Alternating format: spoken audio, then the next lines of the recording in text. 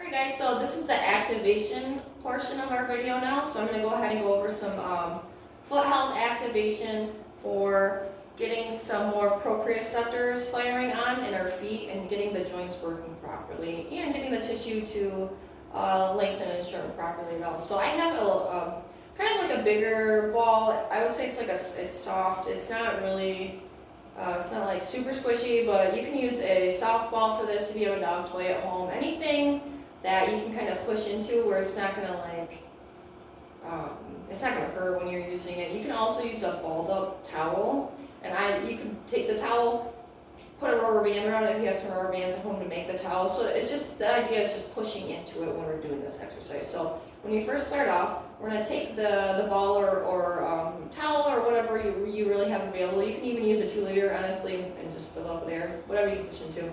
We're going to go ahead and put this right about behind the balls of our ankles here. So the little ball joint right here, we're going to put it right behind. So on both sides. So I'm going to take this, put it right behind the ball joint there. So now I'm nice and straight on here, just like so.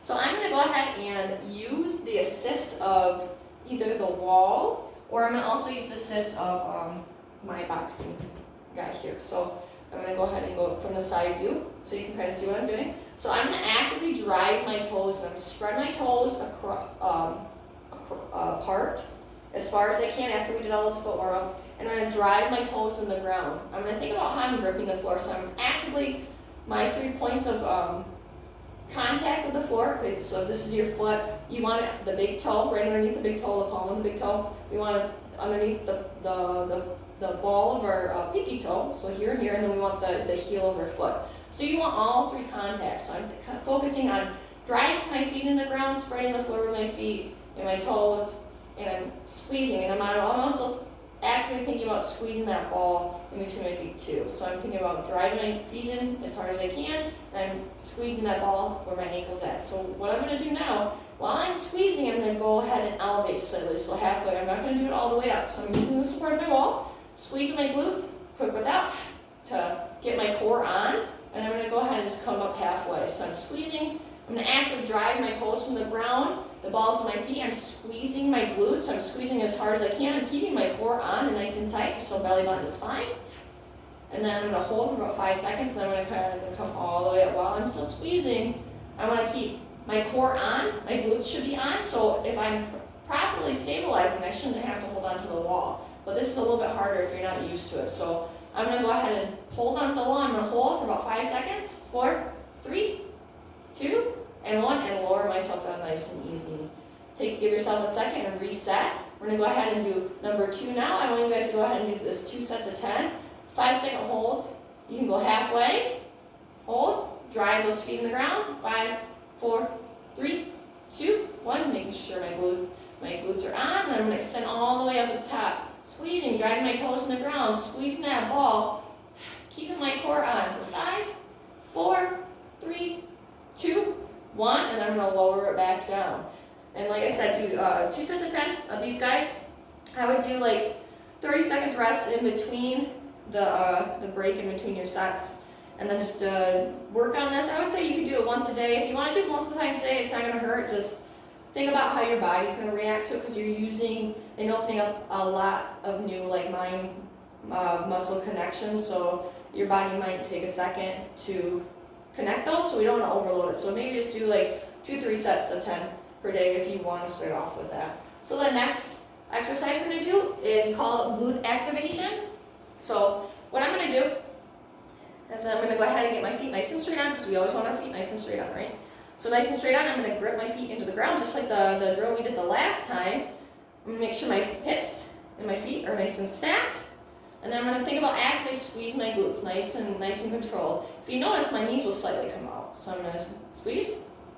My knees slightly come out. I'm going to go ahead and bring those knees back in. Drive my feet as hard as I can in the ground and squeeze my glutes. I'm going to squeeze and actively drive my feet into the ground with those 3 points of contact that we talked about, the big toe, the little toe, and the heel. And I'm going to do it as hard as I can for about 10 seconds. Hold, hold, hold, squeeze my glutes, squeeze, squeeze, squeeze. Think about how everything's firing through my legs and down and through my ankles, and I'm going to relax.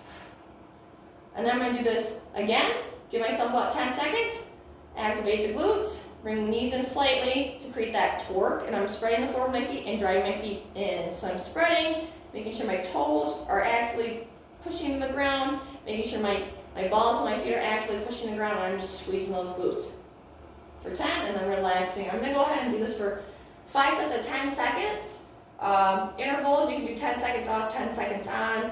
If you want to do a second round, it's not going to hurt. It's just going to properly, what this exercise do, it helps you activate your glutes with the production of torque in your feet. It also helps you realign and reset where your hips are sitting at in your pelvis in correlation to your femur as well. So by driving, actively rotating those knees in and having them point towards the big toes, and you rotate them in, it resets where you should be activating at with your glutes as well. So the next workout or exercise activation exercise we're going to do is called toe touch half clock. So with this one, again, we're going to go ahead and really focus on that proprioception with our feet. I'm going to kind of move out of the way here, move this a little bit, so we got some more room. There we go. So I'm going to go ahead and get set up. My feet are going to be hip width apart, just like so. And I'm going to grip the floor again. So I'm going to actively grip that floor again. So we spread the towards with our feet. We want that 3 points of contact that we talked about earlier. And then I'm going to go ahead and grip. And I'm going to grip as hard as I can in that arch. And then I'm going to go ahead and just do some points with the other foot. I'm going to keep both my legs straight. And I'm just going to control it. 1. And I'm just going to move through that ankle and that foot. 2.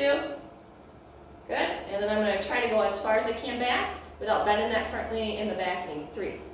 I'm just going to keep going through it. I'm going to try to get a little bit more distance as I go. 1, 2, and 3. And if I want, I can hold onto the wall. So if I need to hold onto the wall, that's totally fine too. So we're just working on that stability. And I'm really gripping that floor. So I'm putting I'm pushing through that floor actively as hard as I can, just so I can learn how to grip it properly. I'm going to slowly hinge forward. I'm going to also do this from the side. So here, gripping the floor, grip.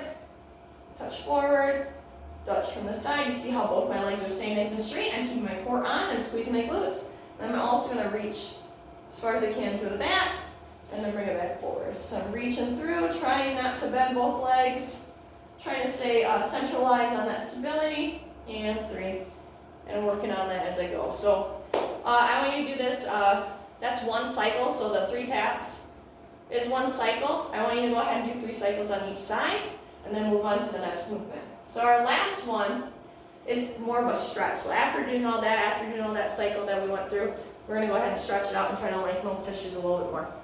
So this one, I'm going to show you 2 different ways to kind of help lengthen the tissue, and then I'm going to have you do it, or you can do it.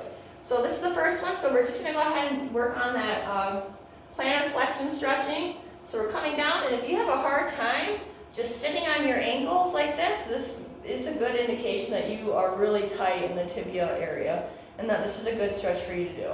So we're just going to go ahead and sit here. We want to be able to sit, and we can even lean back into it to create more stretch in this as well. And we're just going to sit and hold. You can also come up nice and easy onto that ankle and that foot area and extend through. You can also do a different way. If you put 1 foot forward, 1 foot back, kind of sit down on this guy. You want to make sure these legs are nice and close. So here, just like this. So see how close I am? My legs slight to the side, but I'm going to try to get as close as I can. So from here, that's my starting position. So this one's going to be back, but I'm also going to go ahead and lean onto it like this as well. I'm supporting. Now this can get kind of intense, so you don't need a whole lot. So we're going to hold. If you want, you can kind of rotate it back and forth, move it again. We rotate on the other side. Show you kind of from this angle. I'm kind of rotating it away, aiming for that big stretch in the front of that tibia, and then I'm kind of rotating it in and going to the other way. So I'm just doing little movements.